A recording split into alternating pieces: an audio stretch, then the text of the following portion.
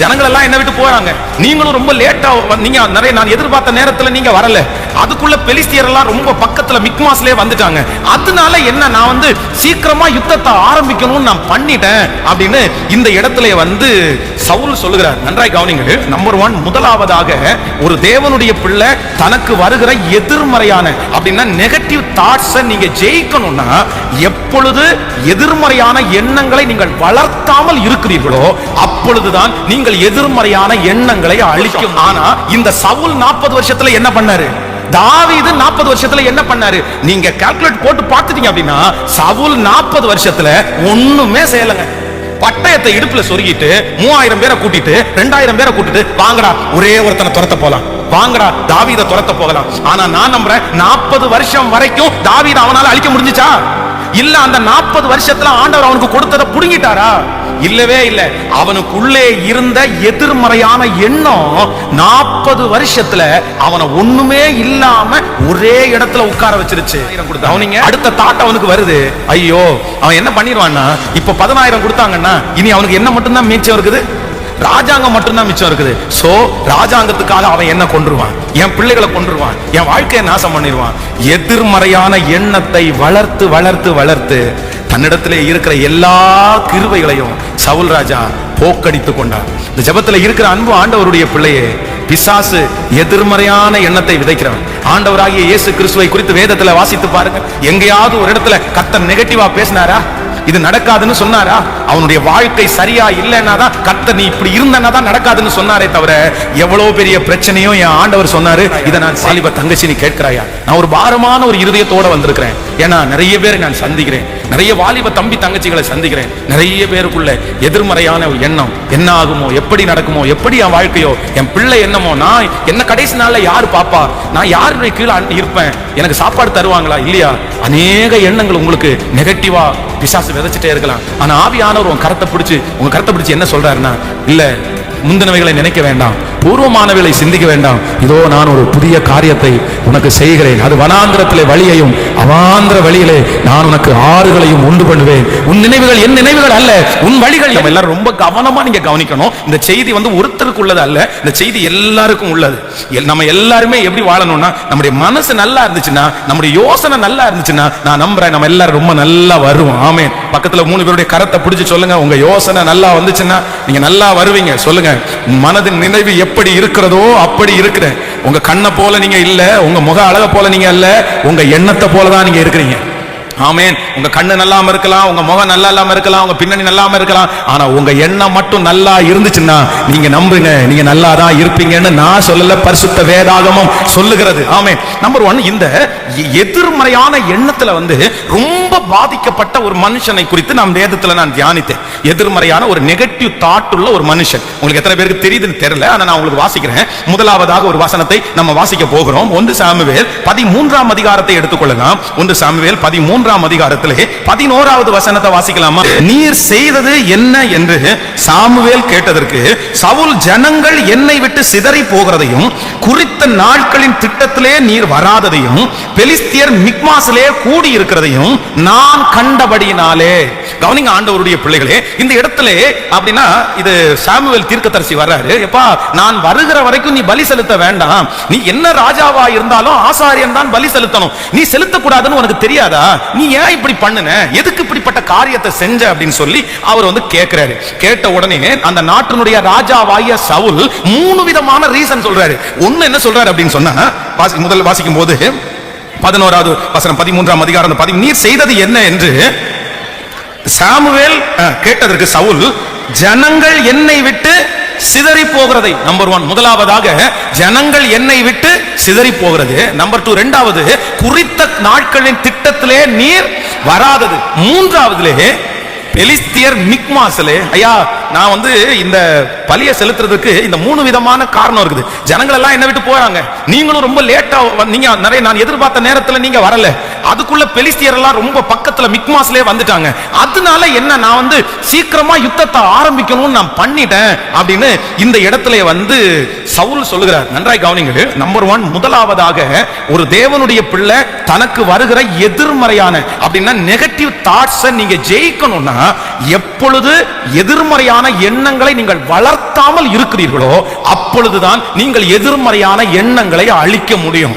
நம்ம நிறைய பேர் என்ன அப்படின்னா, இந்த எதிர்மறையான எண்ணம் நிறைய பேரை ஏன் மேற்கொள்ளுது அப்படின்னா, நிறைய பேர் வளர்த்துட்டே இருக்கிறாங்க. ஒன்ன யோசிப்பாங்க, அவ்வளவுதான், கோர்வையா கோர்வையா கோர்வையா, அவ்வளவுதான். இப்ப வந்து ஃபர்ஸ்ட் கேக்குறாங்க, படிச்சு முடிச்ச உடனே வேலை கிடைக்கல, உடனே ஃபர்ஸ்ட் தாட் வரும், ஐயோ இனி வேலையே கிடைக்காம போயிருமோ அப்படின்னு ஒரு யோசனை வரும். அடுத்த நிமிஷம் அடுத்த யோசனை என்ன வரும் அப்படின்னா, அப்படி வேலை கிடைக்காம போச்சுன்னா எனக்கு கல்யாணம் ஆகாதோ அப்படின்ற ஒரு யோசனை வரும். அப்புறம் கல்யாணம் லேட் ஆயிடுச்சு அப்படின்னு சொன்னா அப்படிதான் குழந்தை கிடைக்காதோ அப்படின்ற அப்படி ஒரு தோணும். ஐயோ குழந்தையும் கிடைக்கல அப்படின்னா நான் அநேதியா சுத்திட்டு இருப்பேனோ அப்படின்ற ஒரு எண்ணம் வரும். அதுக்கப்புறம் சொந்தக்காரங்க எல்லாம் என்ன மதிக்க மாட்டாங்களோ, ஊர்ல உள்ளவங்க எல்லாம் என்ன மதிக்க மாட்டாங்களோ, அப்படியே இந்த கண்டினியூட்டி பாத்தீங்கன்னா தொடர்ந்துட்டே போகும். முதலாவதாக ஒன்று நினைத்துக் கொள்ளுங்கள், நீங்க எண்ணங்களை ஜெயிக்கணும்னு நினைச்சீங்க அப்படின்னு சொன்னா ஃபர்ஸ்ட் நீங்க அதை வளர்க்காதீங்க. ஒரு எதிர்மறையான ஒரு எண்ணம் உங்க இருதயத்துக்குள்ள ஆரம்பிச்சுச்சுன்னா உடனே அதை அமுத்துங்க. இல்ல நான் வளர்க்க மாட்டேன், நான் வளர்க்க மாட்டேன். நீ அதை யோசிக்கிற, அவர் உங்களை விசாரிக்கிறவரானபடினால் உங்கள் கவலைகளை எல்லாம் அவர் மேல் வைத்து விடுங்கள். நீங்க ரொம்ப கவனமா கவனிக்கணும். வேதத்திலேயே நெகட்டிவுக்கு, நான் சொல்றேன், நெகட்டிவுக்கு தகப்பன் அப்படின்ற பேரை யாருக்கு வைக்கலாம்? யாருக்கு வைக்கலாம்? சவுலுக்கு வைக்கலாம். இந்த சவுல் எத்தனை வருஷம் ராஜ்யபாரம் பண்ணாரு சொல்லுங்க பார்க்கலாம், சொல்லுங்க. 40 வருஷம். தாவீது எத்தனை வருஷம் ராஜ்யபாரம் பண்ணாரு? 40 வருஷம். நன்றாய் கவனிங்க. 2 பேரையும் யார் அபிஷேகம் பண்ணது? சாமுவேல் மூலமாய் 2 பேரையும் கர்த்தர் ராஜாவா அபிஷேகம் பண்றாரு. 2 பேருக்கும் எத்தனை வருஷம் ராஜ்யபாரம் பண்ண கொடுத்தது? 40 வருஷம். 40 வருஷம். ஆனா இந்த சவுல் 40 வருஷத்துல என்ன பண்ணாரு? தாவீது 40 வருஷத்துல என்ன பண்ணாரு? நீங்க கால்குலேட் போட்டு பார்த்துட்டீங்க அப்படின்னா சவுல் 40 வருஷத்துல ஒண்ணுமே செய்யலங்க. பட்டயத்தை இடுப்புல சொருகிட்டு 3000 பேரை கூட்டிட்டு 2000 பேரை கூட்டிட்டு வாங்கடா ஒரே ஒருத்தனை துரத்த போலாம், வாங்கடா தாவீத துரத்த போகலாம். ஆனா நான் நம்புறேன் 40 வருஷம் வரைக்கும் தாவீத அவனால அழிக்க முடிஞ்சுச்சா? இல்ல அந்த 40 வருஷத்துல ஆண்டவர் அவனுக்கு கொடுத்ததை புடுங்கிட்டாரா? இல்லவே இல்ல. அவனுக்குள்ளே இருந்த எதிர்மறையான எண்ணம் 40 வருஷத்துல அவனை ஒண்ணுமே இல்லாம ஒரே இடத்துல உட்கார வச்சிருச்சு. கவனிங்க, இதுக்கு என்ன இன்னொரு வசனத்தை வாசிங்கன்னா உங்களுக்கு ரொம்ப கிளியரா தெரியும்னு நினைக்கிறேன். நீங்கள் வந்து அவன் வந்து அவனுடைய நெகட்டிவ் தாட்ஸை எப்படி அவன் வளர்க்கிறான் அப்படின்றத குறித்து நம்ம வாசிக்க முடியும். நீங்கள் 1 சாமுவேல் வந்து 18ஆம் அதிகாரத்தை எடுத்துக்கொள்ளுங்கள். 18ஆம் அதிகாரம் 7வது வசனத்திலிருந்து வாசிக்கலாமா? 18ஆம் அதிகாரத்தில் 7வது வசனத்திலிருந்து நம்ம வாசிக்க போகிறோம். 18ஆம் அதிகாரம் 7. அந்த ஸ்திரீகள் ஆடி பாடுகையில் சவுல் கொன்றது 1000, தாவீது கொன்றது 10000 என்று முறை முறையாய் பாடினார்கள். அந்த வார்த்தை சவுலுக்கு விசனமா இருந்தது. அவன் மிகுந்த எரிச்சல் அடைந்து தாவீதுக்கு 10000 எனக்கோ 1000 கொடுத்தார்கள், இன்னும் ராஜாங்கம் மாத்திரம் அவனுக்கு குறைவா இருக்கிறது. ஹலோ கவனிங்க, ஆண்டவர் ராஜாவாக அபிஷேகம் பண்ணினவர் கர்த்தர். இப்பொழுது அவன் ராஜா, அவனுடைய பொசிஷனுக்கு வந்து ஒரு நாள் யாரு வர முடியாதுன்னா தாவீது வரவே முடியாது. தாவீது கோலியாத்தை ஜெயிக்கலாம், பராக்கிரமசாலிகளை ஜெயிக்கலாம், பெலிஸ்தியர்களை ஜெயிக்கலாம். ஆனா ஆண்டவர் அபிஷேகம் பண்ணின அந்த இடத்தை இன்னும் அவன் அடைய முடியாது. ஆனா சவுலுக்குள்ள என்ன எழும்பிருச்சு அப்படின்னு சொன்னா, இந்த ஸ்திரீகள் ஆடி பாடுகையில சவுல் கொண்டது 1000, தாவீது கொண்டது 10000. உடனே டக்குன்னு அவனுடைய மனசுல ஒரு கிளிக் ஆகுது. எனக்கு 1000 கொடுத்தாங்க, அவனுக்கு 10000 கொடுத்தாங்க. அடுத்த தாட் அவனுக்கு வருது, ஐயோ அவன் என்ன பண்ணிடுவான்னா, இப்ப 10000 கொடுத்தாங்கன்னா இனி அவனுக்கு என்ன மட்டும்தான் மிச்சம் இருக்குது? ராஜாங்கம் மட்டும்தான் மிச்சம் இருக்குது. சோ ராஜாங்கத்துக்காக அவன் என்ன கொன்றுவான், என் பிள்ளைகளை கொன்றுவான், என் வாழ்க்கையை நாசம் பண்ணிடுவான். எதிர்மறையான எண்ணத்தை வளர்த்து வளர்த்து வளர்த்து தன்னிடத்திலே இருக்கிற எல்லா கிருபைகளையும் சவுல் ராஜா போக்கடித்து கொண்டார். இந்த ஜெபத்துல இருக்கிற அன்பு ஆண்டவருடைய பிள்ளையே, பிசாசு எதிர்மறையான எண்ணத்தை விதைக்கிறவன். ஆண்டவராகிய இயேசு கிறிஸ்துவை குறித்து வேதத்துல வாசித்து பாருங்க. எங்கேயாவது ஒரு இடத்துல கர்த்தர் நெகட்டிவா பேசினாரா? இது நடக்காதுன்னு சொன்னாரா? அவனுடைய வாழ்க்கை சரியா இல்லைன்னா தான் கர்த்தர் நீ இப்படி இருந்தனா தான் நடக்காதுன்னு சொன்னாரே தவிர, எவ்வளவு பெரிய பிரச்சனையும் என் ஆண்டவர் சொன்னாரு, இதை நான் செய்வேன். இதை மரித்தவர்களே உயிரோடு எழுப்பின கர்த்தர், கண்கள் இல்லாதவர்களுக்கு கண்களை கொடுத்த கர்த்தர், முடவனையும் சப்பானிகளையும் நடக்க வைத்த கர்த்தர், எல்லா அற்புதத்தை செய்த கர்த்தர் பாசிட்டிவ மட்டும்தான் நமக்குள்ள விதைப்பாரே தவிர ஒரு நாள் உங்களுக்குள்ள நெகட்டிவ கர்த்தர் விதைக்கவே மாட்டாரு. இன்னைக்கு ஒரு தீர்மானம் எடுங்க, ஆண்டவரே என் மனசுல எழும்புகிற எதிர்மறையான எண்ணத்தை நான் என்ன பண்ண மாட்டேன்னா நான் வளர்க்க மாட்டேன். ஆமென் சொல்லுங்க பார்க்கலாம். பக்கத்துல இருக்கிற கையை பிடிச்சு சொல்லுங்க, எதிர்மறையான எண்ணத்தை நீங்க வளர்த்துறாதீங்க. சொல்லுங்க, நல்லா சொல்லுங்க. வளர்த்துறாது, அது ஒண்ணும் பண்ணாது, அது ஒண்ணும் செய்யாது. நீங்க நினைக்கிறது மாதிரி அல்ல. கர்த்தர் உங்களுக்காக யுத்தம் பண்ணுகிற கர்த்தர். அல்லேலூயா. 2004 வருஷத்துல இப்படிப்பட்ட ஒரு ஐடியா நமக்கு தெரியாது. இப்படிப்பட்ட படிப்பினையும் யாரும் நமக்கு படிச்சு கொடுக்கல, சொல்லியும் தரல. ஃபர்ஸ்ட் அது வரைக்கும் 2000 நான் ஊழியத்துக்காக வீட்டை விட்டு வந்தேன். 2000 வீட்டை விட்டு வந்துட்டு எத்தனையோ அற்புதத்தை என் கண்ணுல பார்த்துட்டேன். நான் ஆண்டவர் நேரடியா என் கூட இருக்கிறத பைபிள் காலேஜ் படிக்கும் போது அப்படியே கர்த்தர் வெளிப்படுத்தினாரு. அதை நினைச்சு அழுது இருக்கிறேன். ஆனா 2004 திருச்சியிலே ஊழியத்திற்காக போடும்போது என் மனசுல ஃபர்ஸ்ட் வந்த நெகட்டிவ் என்ன அப்படின்னா, நீ ஊழியக்காரன் என்கிறத தப்பா நீ டிசைட் பண்ணிட்ட. நீ ஊழியக்காரனுக்காக நீ அர்ப்பணிச்சிருக்க கூடாது, நீ ஊழியத்துக்காக நீ வந்திருக்க கூடாது, நீ எடுத்த முடிவு வந்து தவறானது அப்படின்னு என் மனசுல தோணுது. ஏன் தோணுது அப்படின்னு சொன்னா, அடுத்த ஒரு தாட்டு வருது. நீ ஊழியக்காரனா இருக்கிறதுனால தான் உனக்கு ஃப்ரெண்ட்ஸ் இல்ல, நீ ஊழியக்காரனா இருக்கிறதுனால தான் எல்லாரும் உன்னை வந்து ரொம்ப மதிப்புக்குரியவனா பாக்குறாங்க, யாருமே உன் தோள் மேல கை போட்டு பேச மாட்டாங்க, நீ ரொம்ப ஸ்ட்ரிக்ட்டா இருக்கணும், நீ ரொம்ப பரிசுத்தமா இருக்கணும், நீ ஒரு சின்ன மிஸ்டேக் உனக்குள்ள இருந்தாலும் அவ்வளவுதான் இந்த ஜனங்கள் உன்னை ஏத்துக்க மாட்டாங்க, நீ வந்து ஸ்ட்ரிக்ட்டா இருக்க முடியுமா, உன்னால பரிசுத்தமா வாழ முடியுமா? இப்படிப்பட்ட தாட்டு ஒண்ணு வந்த உடனே நான் ரொம்ப யோசிக்க ஆரம்பிச்சிட்டேன். ஐயோ, நான் தப்பா டிசைட் பண்ணிட்டேனோ, நான் வந்திருக்க கூடாதோ, வேலை செஞ்சிருக்கலாமோ, அதை பண்ணலாமோ. இதை வளர்த்து பாத்தீங்கன்னா, நான் ஆரம்பிச்சது ஒண்ணு, கடைசியில் அந்த எண்ணம் என்னை எங்க கொண்டு போய் விட்டுச்சு அப்படி தெரியுமா?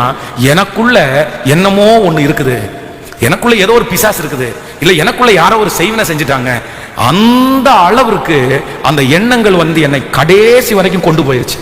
அந்த எண்ணம் என் தூக்கத்தை என்னை விட்டு எடுத்துருச்சு. அந்த எண்ணம் வந்து என்னுடைய எதிர்காலத்தினுடைய அச்சீவ்மெண்ட் எல்லாம் என்னை விட்டு எடுத்துருச்சு. வாழக்கூடிய பலன் எனக்கு இல்லை, நான் செய்யணும்னு தோணல. ஒவ்வொரு நாளும் நான் ஏன் வாழ்றேன், நான் எதுக்கு வாழ்றேன், எல்லாரும் சந்தோஷமா வாழ்றாங்களே, நான் மட்டும் ஏன் இப்படி சோகமா வாழ்றேன், நான் ஒரு லக்கி இல்லாத ஒரு ஆளு, நான் இப்படி பிறந்திருக்க கூடாது, நான் இந்த குடும்பத்துல வந்து பிறந்தேனே, அப்படி இப்படின்னு நான் யோசிக்க ஆரம்பிச்சேன். ஜெபத்துல இருக்கிற யாரோ ஒருத்தர் ஆண்டவர் எச்சரிக்கிறார். வாலிப தம்பி தங்கச்சி இல்ல பெரியவர்களா இருந்தாலும் உங்களுடைய வாழ்க்கையினுடைய எதிர்மறையான எண்ணத்தை நீங்க வளர்த்துகிறதை என்றைக்கு நீங்க நிறுத்துகிறீர்களோ அன்றைக்கு தான் ஆண்டவர் உங்களிலே பிரியப்படுவார். ஆமென். அவர் உங்களை விசாரிக்கிறவர் ஆனபடினால் உங்கள் கவலைகளை எல்லாம் யார் மேல வச்சிருங்கன்னா, சொத்துங்க எல்லாரும் சொல்லுங்க பார்க்கலாம், கையை உயர்த்தி அவர் மேல வச்சிருங்க. சொல்லுங்க, கர்த்தர் மேல. உங்க பிள்ளைய குறிச்ச கவலையை கர்த்தர் மேல வைங்க சிஸ்டர். தகப்பனே, தாயே, உங்க எதிர்காலத்தை குறித்த கவலையை கர்த்தர் மேல நான் நம்புகிறேன். யெகோவா ஈரே, கர்த்தர் பார்த்து கொள்ளுவார், கர்த்தர் பார்த்து கொள்ளுவார். ஆமென் சொல்லுங்கள். இந்த நீங்க வசனத்தை மட்டும் குறித்துக் கொள்ளுங்கள். நீங்கள் வந்து 1 சாமுவேல் 18ஆம் அதிகாரம் 11வது வசனம், 18ஆம் அதிகாரம் 17வது வசனம், 19ஆம் அதிகாரம் 1வது வசனம், 20வது அதிகாரம் 30வது வசனம், 22ஆம் அதிகாரம் 21வது வசனம், 24ஆம் 1 சாமுவேல் இதெல்லாம் 1 சாமுவேல் 24ஆம் அதிகாரம் 16வது வசனம், 1 சாமுவேல் 26வது அதிகாரம் 2வது வசனம். இது எல்லாத்துலயும் நீங்க வாசிச்சு பாத்தீங்கன்னா ஒண்ணு தெரியும். சவுல் என்ன பண்றாரு அப்படின்னா, தன்னுடைய எதிர்மறையான எண்ணத்தை வளர்க்கிறதுனால அவர் பண்ணுகிறதை குறித்து இதுல வாசிக்க. நீ ஒண்ணு மட்டும் வாசிங்க, அதை வந்து கண்டிப்பா வாசிக்க நான் நினைக்கிறேன். 1 சாமுவேல் 14ஆம் அதிகாரத்துல 52வது வசனத்தை வாசிக்கலாமா? 1 சாமுவேல் 14ஆம் அதிகாரம் 14ஆம் அதிகாரம். அவருக்குள்ள இருக்கிற நெகட்டிவ் தாட்ஸ் அவர் எங்க கொண்டு போய் விடுது பாருங்களேன். 14ஆம் அதிகாரம் 52வது வசனத்தை வாசிக்கலாம். ஸ்தோத்திரம். 52வது வசனத்தை வாசிக்கும் போது கீஸ் 52 சவுல் இருந்த நாளெல்லாம் பெலிஸ்தியர் மேல் கடினமான யுத்தம் நடந்தது. சவுல் ஒரு பராக்கிரமசாலியாயிலும் ஒரு பலசாலியை ஆயிலும் காணும் போது அவர்கள் எல்லாரையும் தன்னிடமாய் சேர்த்துக் கொள்ளுவார். ஹலோ, கவனிங்க. இவனுக்குள்ள இருக்கிற அந்த தன்னை குறித்த தாழ்வு மனப்பான்மை, அந்த கான்பிடென்ட் இல்லாத அந்த தன்மை, யாரு பலசாலிகளை பார்த்தாலும் உடனே என்ன பண்ணிடுவான்? சத்தமா சொல்லுங்க. சிலருக்கு இப்படிப்பட்ட பழக்கம் இருக்குது. அந்த பெரியவங்களை பார்த்துட்டாங்கன்னா அவங்கள பார்த்தோம்னா கைக்குள்ள போட்டு வச்சுக்கிற மாதிரி, அப்படி போட்டு வச்சுக்கிற மாதிரி. கர்த்தரை நம்ப மாட்டாங்க இவங்க. யாரை நம்புவாங்க? சத்தமா சொல்லுங்க. பலசாலிகளை நம்புவாங்க. இந்த நம்முடைய தேசத்தை ஆண்டு கொண்டிருந்த இந்த ராஜீவ் காந்தியை வந்து அந்த கொன்னுட்டாங்க பாருங்களேன். கொல்லும் போது பாத்தீங்கன்னா அவருடைய பாதுகாப்பு படையாளர் எல்லாம் அவரை சுற்றி தான் நின்றுருக்காங்க. நிறைய பேர் அவருக்கு பாதுகாப்பாக எல்லாத்தையும் வைத்திருந்தார்கள். ஆனா அவரை பாதுகாக்க முடிஞ்சா அப்படின்னு கேட்டா கண்டிப்பா பாதுகாக்க முடியல.